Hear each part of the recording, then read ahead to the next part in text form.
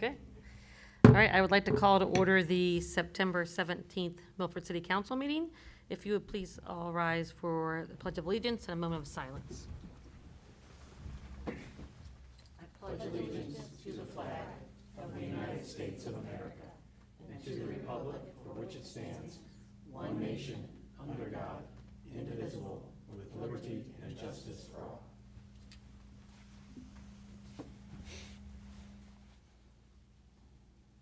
Thank you. Jackie, would you please call the roll? Yes, Mayor. Mayor Evans, Here? Vice Mayor Parrish, Here. Mr. Velardo, Here.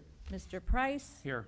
Mr. Thompson, Here. Ms. Cooper, Here. Ms. Chamberlain. Yes, here. All right, and we are excited tonight that we have a proclamation. So we have Cindy Abbott here with the National Society of the Daughters of the American Revolution to receive a proclamation. Today is Constitution Day, and it kicks off Constitution Week. So if you'll meet me at the podium.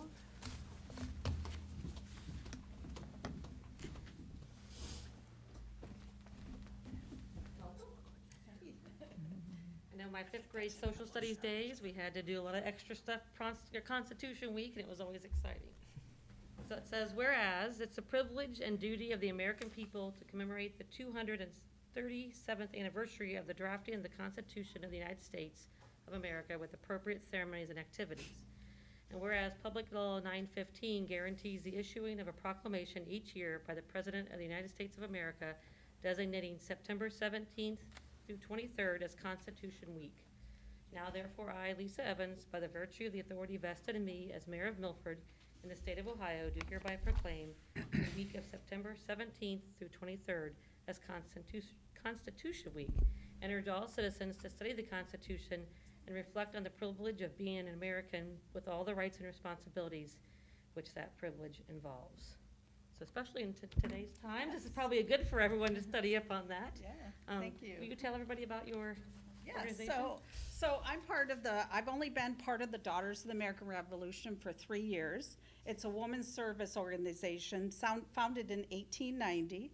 I'm part of the Clough Valley chapter that meets in Anderson. So a lot of our people are in Milford area. I live in Loveland, but Miami Township, so everything's in Milford, I do. And so this part of Claremont County and south and some north. And we meet, and our mission is to promote historic preservation, education, and patriotism.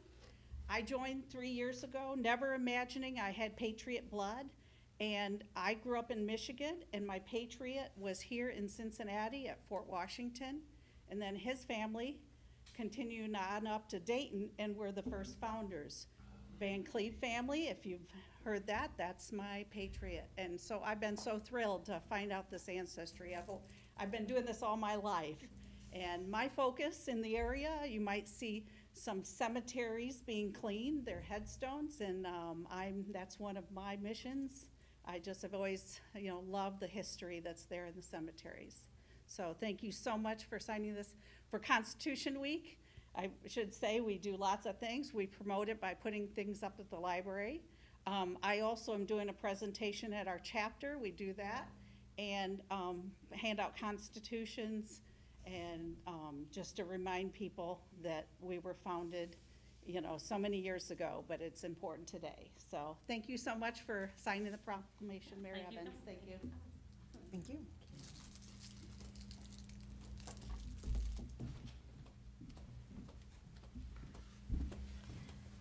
All right, that takes us to proceedings. Do I have a motion to approve the council meeting proceedings from September 3rd? So moved. And before we vote, I do have a question.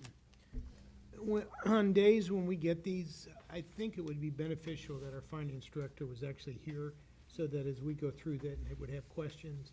I would just like that maybe as I don't know, it has to be every week, but I certainly think on nights when we get her document or For the finance. before, because there's about 6 or 8 questions that I would have that I think would be beneficial that we would ask, as a group, as opposed to me trying to follow up individually. But it just, I think would be very beneficial that our finance director would be at that meeting, or a meeting. All right, thank you. Do I have a second to approve the minutes? Second. Ms. Chamberlain, Yes. Ms. Cooper, Yes. Mr. Thompson, Yes. Ms. Evans, Yes. Mr. Parrish, Yes. Mr. Velardo, Yes. Mr. Price. Yes. And financial statements. Do I have a motion to receive the August 2024 finance report? So moved. Second? Ms. Evans, Yes. Mr. Parrish, Yes. Mr. Velardo, Yes. Mr. Price, Yes. Ms. Chamberlain, Yes. Ms. Cooper, Yes. Mr. Thompson. Yes. All right, thank you. That takes us to public comments. Would anyone from the public like to make a comment? All right, just please state your name and address for the record. Welcome. Thank you. First, I'd like to get an update on the water tower project. I saw back on August 14th that they're just now putting this out for bid. I thought this was going to start in 2025. Anybody have any idea what's going on? Yeah, Ms. Lucky, part of my report tonight is announcing and you probably know this, the last reminder that we are going to open those bids on Friday at 11 a.m. I can't speak to, what took so long to get to this point personally. I know Mr. Branstetter was here at a previous meeting. I don't know if he could explain that in terms of what led to this delay. But yeah, we are going to open the bids Friday at 11. Any idea the length of time from beginning to end once this starts? I forget what he I was thinking 2 years, but that could be wrong. Yeah, I believe it was 2 2026. years. I think Yeah. the whole project, 2 years. Because they What- have to fabricate it. And what do we do with Wallace Avenue? Every single day because there's been some kind of a delay. Right. Surely there's some kind of a ceiling or blacktop that they can put on that street. Because I think part of the reason we didn't do anything right away was because we thought the process was going to move faster, so. Right. There's a big pile of gravel, pile of sand that all growing up in it. Real good. I'll have a conversation with Mr. Hackmeister tomorrow about any of that stuff we can address now. And we are in our budget season as we look to what we're going to do in 2025. I can't promise you that they'll pave that before the water tower project, but I can promise you I'll have that conversation with Mr. Hackmeister. Okay. And the crew they had up there did an excellent job. They worked with what they had to work with, and that's what got left behind, I'm assuming, because they knew the next step was coming right behind them. Right. Okay. Any updates on the apartment complex out at River's Edge? Has that gone any farther? I went through BZA, so I think the next step is to come back to Planning Commission, Yes. correct? And they have not, I don't think, scheduled a meeting yet to come back to Planning Commission, Okay. so. Last one.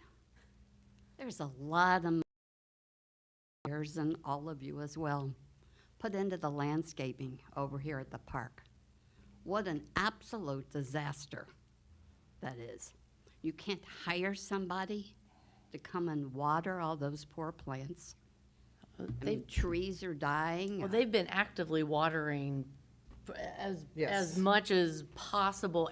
I mean, I see our service department is out there several times during the week, keeping those plants watered as much as possible. I mean, when we walked through there the other day, all these little plants are all dead. You know, I'm sure they're now going to have to all be dug up, replanted, or whatever. Just seems like maybe a little forethought with a sprinkler system might have. Well, I think that was No, one we thing had that was to cut cut. that We had out to of the cut from the budget. budget because of the cost, Yeah. so. And And then I think with this fortunately drought, drought, yeah, this drought has been. the drought and the heat has been Sure, almost we- impossible to and keep we all have new that. plantings. Yeah. But I just think now it's turning into kind of an eyesore. Just my opinion. Thank you. Thanks Thank for you. coming, thanks for sharing. Anybody else from the public like to make a comment? All right, seeing none, we'll move on to standing committee reports, administrative services, Mr. Parrish. Thank you, Mayor. We held our last Administrative Services Committee meeting on September 10th, and I called the meeting to order at 5:30 p.m. Present were myself, Mr. Thompson, Ms. Chamberlain, Interim City Manager Chief Jamie Mills, and Executive Assistant Jackie Bain. My apologies. We had no visitors. Ms. Chamberlain made a motion to approve the August 27th Administrative Service Committee minutes, seconded by Mr. Thompson, and all voted yes. Then we moved on to the sole item of discussion that evening, which was resolution accepting the amounts and rates determined by the Budget Commission and authorizing the necessary tax levies and certifying to the county auditor. Chief Mills discussed the annual resolution accepting amounts and rates for the year 2025. The county requires this approval every year to quote-unquote accept the property tax rate for the coming year. The established property tax rates of 3 mills for the general fund, 17 mills for fire/EMS levy, and 3 mills for the 5 Points Landing Park Improvement Levy are still in place. Claremont County estimates that the millage will collect $722,641 for the general fund, $2,991,534 for the fire EMS levy, and $599,322 for the park levy. All estimates are slightly higher than the previous year. The committee agreed to recommend that the law director draft a resolution accepting the amounts and rates as determined by the Budget Commission and authorizing the necessary tax levies and certifying them to the county auditor for year 2025 as indicated on attached Schedules A and B, showing rates of 3 mills for general fund, 17 mills for fire EMS levy fund, and 3 mills for parks and recreation levy fund in the amount of $722,641, $2,991,534, and $599,322 respectively. There being no further business, the meeting was, sorry, I forgot. Second. It's been a long day, everyone, my apologies. Ms. Evans? Yes. Mr. Parrish? Yes. Mr. Velardo? Yes. Mr. Price? Yes. Mr. Thompson? Yes. Ms. Cooper? Yes. Ms. Chamberlain? Yes. There being no further business, the meeting was adjourned at 5:32 PM with a motion from Ms. Chamberlain, seconded by Mr. Thompson. All voted yes. All right, thank you very much for that report. That takes us to Safety Services. Mr. Velardo. Thank you. The Safety Service Committee minutes was held on September 12th, 2024. The meeting was called to order at 5 PM. Present were myself, Lisa Evans, and Brad Price, along with staff of Interim City Manager Jamie Mills, Executive Assistant Jackie Bain, and we had visitors, Kathy Siebert, Mary Kipp, and Emily McOsker. Mr. Price made a motion to accept the proceedings from the April 29th, 2024 Safety Services Committee, seconded by Ms. Evans. All voted yea. Discussion of the sound ordinance. I stated that I started the discussion by stating that it's previously been discussed numerous times, and we've all reviewed a lot of information regarding the ordinance over the last months. We felt that it was important to bring this to a resolve and move forward and make sure that we were doing everything that we need to do and in compliance with how this ordinance is today. Interim City Manager Chief Mills reiterated how the ordinance is. Chapter 743.01, it's called the Institutional District Sound Definitions were discussed. Followed by much discussion, Ms. Kipp discussed sound in her neighborhood throughout many nights. We'd gone back and forth. Ms. Evans discussed that she had previously met with the distillery, and there were some modifications made to how the music was being played, and most nights the music is over by 9:30. Mr. Price mentioned to the call records from the police department regarding the number of complaints. The 2-year period showed that there was a total of 8 complaints. There may have been some anomalies on how the reports were filed, but since may not have been filed due to the location of the information. After all this discussion, the committee closed with all in favor of leaving the ordinance as is, but to again reaching out to the distillery, encourage them to keep the music turned down. Emily McOster, property manager of Riverwalk Flats, discussed Water Street at the Garfield intersection and the number of accidents that have almost occurred and has been reported to her by her residents in the last 3 weeks. It's upwards of 10. She's asking for some sort of evaluation of safety, a speed bump, mirror, or so they can see oncoming traffic at Water Street as residents are trying to leave.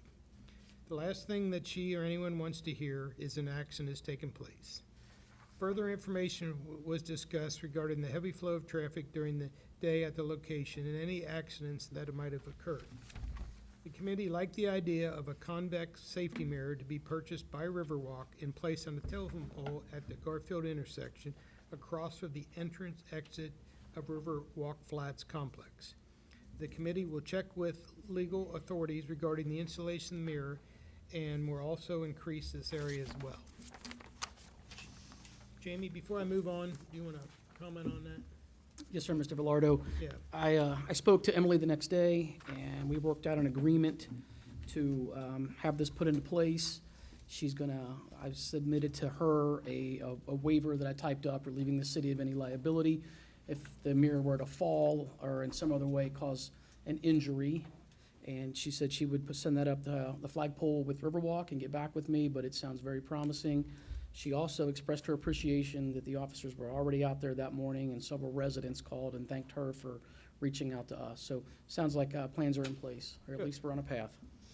All right, and our next visitor, Kathleen Siebert, from Lewis Avenue, brought to the committee's attention that she lives at the end of Lewis, and parking at the end of the street was always possible up until 3 years ago, when 3 no parking signs were placed at the end of the street, which limits the place due to the configuration of their driveway of the family to park. They used to be allowed to be parked in the empty lot at the end of the street, and the signs were also put on that site. It may have been due to the service department placing the signs due to not being able to plow that area after it snows. Ms. Evans suggested that maybe if the service department and fire department are okay with removing the signs, then we can take down the no parking signs in the location. The committee agreed to follow up with Ms. Siebert once they heard back from the service department. You want to go ahead? Yes, sir. So I also contacted Ms. Siebert the next day after I spoke with Chief Baird and Service Supervisor Ed Hackmeister. Chief Baird had no issue with it. They didn't have any involvement in that decision to have those no parking signs put up. I found that the service department was behind that change because they had difficulty turning around during snow plowing operations. Ed Hackmeister had no issue with changing those from no parking to no parking during snow emergencies. I'm pretty sure he's already had those signs changed out. Okay. The committee also brought up discussion regarding sidewalks and property maintenance throughout the city, and that we may need to look at going back to a more proactive approach. And then with no additional business, Ms. Evans made a motion to adjourn the meeting at 5:52, seconded by Mr. Price. All voted yes. All right, thank you very much. That takes us to Chief Mills, City Manager Report / Police Report. Thank you, Mayor. One final reminder on the invitation to bid for the Wallace Avenue Water Storage Tank. We will receive bids at 745 Center Street, Suite 218, up until this Friday, September 20th at 11 a.m., at which time we will open the bids. In other news, I reviewed and approved the application for this year's Art Affair that will take place on September 28th. A big thanks to Christine Seltzer for coordinating a meeting to discuss issues with the Erie Landing subdivision. And some police department updates. During the Drive Sober or Get Pulled Over campaign, which ran from August 16th to September 2nd, we arrested 4 people for OVI, cited 2 for distracted driving, and 3 license. National Night Out was held on Tuesday, August 6th. We participated in the Buffalo Wings and Rings Back to School event and attended the Calvary Methodist Church bake sale. The Claremont County Civil Air Patrol used our fitness course during their monthly training once again in September. They also did it in August. And we attended the movie night held at 5 Points Landing. There are no standing committee meetings at this time, but there are some reminders, as previously mentioned.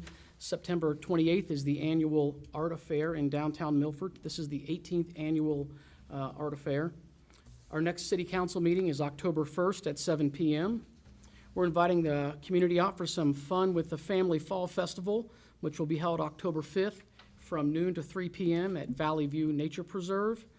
And Weiler Fast Lane, formerly known as Weiler Driven Project, will take place on Sunday, October 13th. That concludes my report. All right, thank you very much. That takes us to Fire and EMS, District Chief Miller. Hello. Wow. Unit 27, which is our primary engine, was returned today, so it's been out for a couple weeks getting radiator repair. Crews have been working out of our reserve engine, so they're happy to switch back to our primary engine. Our recent part-time hires have completed their orientation process, so they're now working their regular assigned shifts, so that is good news. As Chief mentioned, Art Affairs, September 28th, Milford Community Firefighters Club members will be down there selling water and soft drinks, so feel free to stop by and grab a beverage. We obtained, I forget how many, I believe 7 or 8 car seats. So if anybody's looking for a car seat, stop by the firehouse or call 513-831-7777, and we can install your car seat for you, but we also have a handful of free car seats that we can help you with. So. And then finally, we are saddened by the loss of former Milford Community Fire Department member Daryl Roberts. He passed away on September 12th. So several of our members will be attending his services on September 26th. That's all I have. Thank you very much. All right, that takes us to council comments. Anyone from council wish to make a comment? Mayor, since Dave is here, could he kind yes. of give us an update? Yes. Like, so I we're all forgot, on yeah. the same page of, Yes. I forgot since the guest didn't come. since our residents didn't come from Erie, can you just kind of tell us so we all kind of know what, Right now, it's pretty much at a standstill because nobody's up there working, okay. so the residents are coming. Dave, you mind coming up? Hey, come to the mic. I guess just tell us what the next, like, Yeah. what needs to be done still up there, maybe, or, you know? It's really pretty, on the lower part, the Erie Lane is just basically 2 or 3 tests, which are easy tests. He just, the developer just won't run them or do them. He wants to wait and do the Eagle View, which is up on top, all at the same time because he says it costs so much, but I think it's a real easy fix. It's just up to the developer doing it, and he's not doing it. And I went up there the other day after Dylan wanted these catch basins filled in and leveled up, and he still hadn't done that either, but now he ain't even coming back to the properties to where I could talk to him, so. I don't know. So it's not good. Okay. It's There- the Any way we can make, cities, I mean, it's nothing the city's done. Right. Okay. Yeah, and we don't have any authority. I think one of the questions, I went back and looked at the minutes, or Ms. Bain was kind enough to pull the minutes, and, Mr. Brown was here in May 7th. And we had iterated to him at that time that, we don't have any responsibility for the school. That's a private issue. So there's no discussion for us with respect to the school. With respect to utilities, as Mr. Walker is pointing out, developer has to do what the developer has to do, and we can't force him to do that. That's something he's got to do. And so I know the residents don't like the answer. Frankly, if I were a resident, I'm not sure I'd like the answer either. But the answer is the developer has to do what it needs to do, and then we review it. We don't force that process. We don't implement that process. We simply follow it. And we don't have anything to follow. We don't have anything to implement. Is that fair, Mr. Walker? Right, yeah, I mean, what he has to do is in our ordinance and in our standard methods, and he just won't do it, it won't apply, so. Now, the other thing too, Ms. Chamberlain, just to be clear, is that, and credit to our new engineer, Dylan, for finding these, because I wasn't necessarily finding stuff in the code that I thought applied, and then I did not have the water management and sediment control regulations, which Mr. Osborne provided during our meeting last week. And, at some point, if this continues, we can hold up certificate of occupancy permits, but we're not there yet because Sure. we got to get to that point. But there is a point where if we require something, or if he's causing sediment problems, which, as Mr. Walker pointed out, Mr. Osborne gave them on Friday, I believe, or Thursday, a whole list of stuff to handle, and they need to handle that. He gave them with a week, as I recall. They were up there when I met with them Friday. They said they were gonna fill that in, which they didn't do. They did get in some of the catch basins and actually shoveled them out by hand, so those are clean, but there is no settlement. They need to put bags or something around the catch basins and out by the road. That silk fence needs redone. It's all in bad shape. Okay. And just to put a button on that, we have on the meeting, we had 6 people on the call Tuesday or Wednesday. So, I mean, we have a number of people involved, and we're looking at it And to the extent that there are violations that we can enforce or conditions that we need to address, we will. But in terms of making them do the tests they need to do, can't do that. And with respect to the school, that is a private matter that whoever has with the developer, and that is not our enforcement. Ashford Home is there, and they have a salesman or representative there with the contractors that are building the homes for Ashford, but they're just building them so that they'll be ready when the developer finally does his part to speed things up for the residents. But nobody can move in until the developer does his part. Gotcha. Thank you. Thanks for coming tonight and filling us in. Thank you. Thank you. Thanks for planning your day to be helpful. Thank you. Yes, thanks. All right, thank you. Any other council comments? Okay. I think an update, I know John Jones starts officially, but I think the community and all that, an update on where we stand with that.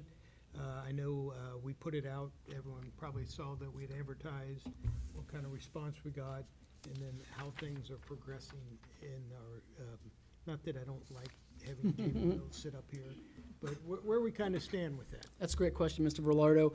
Mr. Jones will be here the rest of this week, tomorrow, probably a half day, and then all day Thursday, all day Friday. 4 interviews, maybe 5 on Friday. We still have a 5th one that is considering applying. There are some good, what appears to be some good candidates there. If we don't find what we're looking for in that round, we will continue to advertise and recruit until we get the right person in. But we're pretty optimistic about these interviews on Friday. And that's just the first round. The plan is we will filter that down and then have council much more involved in that process as it moves along. Mr. Jones will take over as the interim city manager on October 1st. Of course, I'm still going to be heavily involved in helping him get acclimated and assisting him as needed. And he is still very optimistic that we could have a new person named by the end of the year. Okay. In fact, maybe even sooner with some overlap. And that quite frankly, from what I'm hearing, is very appealing to some of these applicants to be in a scenario where the city is going to provide them with that type of overlap and acclimation. And with that, and one of the questions that I earlier about Pat, I saw in the budget, there's still over $200,000 in the ARPA funds. I thought we had discussed that was either allocated or to be allocated, or I know it has to be spent pretty soon. And I believe that question, but when I still saw, there's a line item that's still shown over $200,000 in that ARPA funds that need to be allocated. And if they are, I don't see it in that finance. And then the other thing I saw that there was a sidewalk reimbursement. Is that still an active program, the sidewalk reimbursement?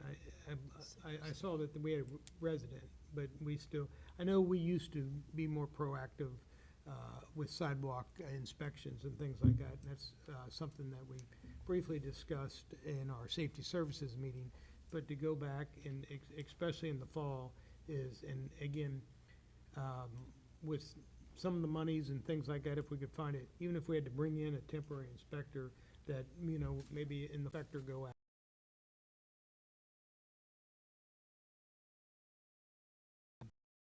Probable that you could do the whole city in 1 year, but we used to go to different neighborhoods, but. There was a schedule. Yeah, but just in the fall, so that the letters could go out, and then by the springtime, we could be ready to go in a more active approach of getting some of the sidewalks, because I know time to time, and I think some of our colleagues who walk this community could probably tell you every sidewalk that is in need of assistance or repair. So I just think that's something that might have fallen through some of the cracks, and I would like to see us get a more proactive approach. Okay, anything else? Anybody? All right, that takes us to Mr. Pacheco and ordinances and resolutions. Thank you, Mayor. Resolution number 2024-654, resolution accepting the amounts and rates as determined by the Budget Commission excuse me, and authorizing the necessary tax levies and certifying them to the county auditor. Whereas the Budget Commission of Claremont County, Ohio has certified its actions thereon to this council, together with an estimate by the county auditor of the rate of, therefore be it resolved by the Council of the Municipality of Milford, Ohio, Section 1, that the amounts and rates as determined by the Budget Commission and its certification be and the same are hereby accepted, and be it further that there be and is hereby levied on the tax duplicate of said city the rate of each tax necessary to be levied within and without the 10 mil limitation as follows. Then there's a Schedule A, which I'm not going to read. Section 2, under in accordance with Section 12.07 of the Milford City Charter, this resolution shall be effective immediately upon its passage by City Council. By the way, the summary, the Schedule A is a summary of amounts required from the general property tax approved by the Budget Commission and the county auditor's estimated tax rates, and those are all set forth in the resolution. Motion to adopt. Second? Ms. Evans? Yes. Mr. Parrish? Yes. Mr. Velardo? Yes. Mr. Price? Yes. Mr. Thompson? Yes. Ms. Cooper? Yes. Ms. Chamberlain? Yes. Mayor, may I have one other statement or something that I need a vote from on council? I know it's not on the agenda, but it will make me happy and sleep better. That is under section 4.04 of the charter. I need a majority vote of council to effective whatever date you want to make that. So if somebody if somebody wants to make that motion, just so that's official at that particular time, whenever date it's supposed to start. Supposed to start the first, right? Yeah. So I'll make that motion to Designate Mr. Jones. designate Yeah. Mr. Jones interim city manager effective, Sorry, acting city Yeah. manager, effective October 1st. Yeah. Second? Second. Ms. Evans? Yes. Mr. Parrish? Yes. Mr. Velardo? No. Mr. Price? Yes. Mr. Thompson? Yes. Ms. Cooper? Yes. Ms. Chamberlain? Yes. And I only voted no, just to clarify, because I was hoping that Jamie would stay on as city manager. So yes. I appreciate your confidence. Mayor, that's all I. I only get one vote, so sorry. You're good. Thank you. So do I have a motion to adjourn? So moved. Second. Mayor Evans? Yes. Vice Mayor Parrish? Yes. Mr. Velardo? Yes. Mr. Price? Mr. Thompson? Yes. Ms. Cooper? Yes. Ms. Chamberlain? Yes. All right, thank you all for coming.